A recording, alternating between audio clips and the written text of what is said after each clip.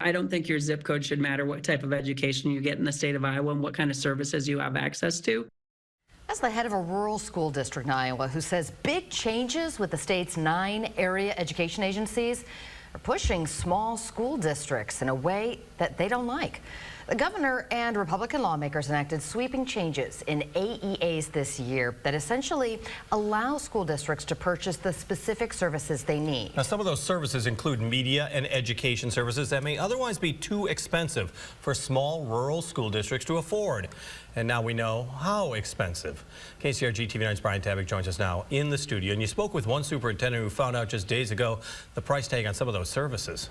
The superintendent of this small district in Iowa says she's likely going to have to pay more for special education services, not because more students need that support, but because a new state law is shifting how she pays for everything ranging from speech therapy to a para for a child with autism.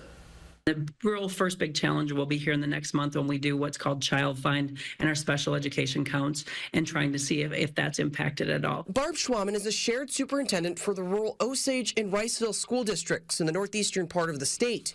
She says both of her districts rely heavily on AEAs to help where they can't afford the cost. For us, some of the core instruction, whether it's occupational therapy, speech therapy, we cannot hire our own speech therapists because there aren't that many of them out there. Essentially, the Iowa AEAs are moving to a pay-for-service model.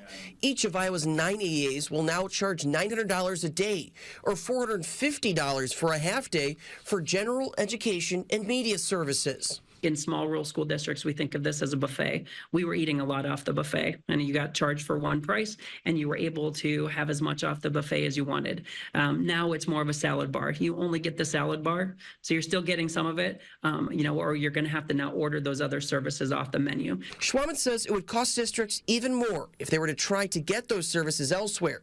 But she compares these changes to the state's new program allowing taxpayer money to be sent at private schools. She says people need to start paying attention to where the money and services are going, especially in rural areas. Things are changing, especially in rural Iowa. And if we want to have the quality here for the future generations to come, so we need to ask some hard questions about what we prioritize in the state.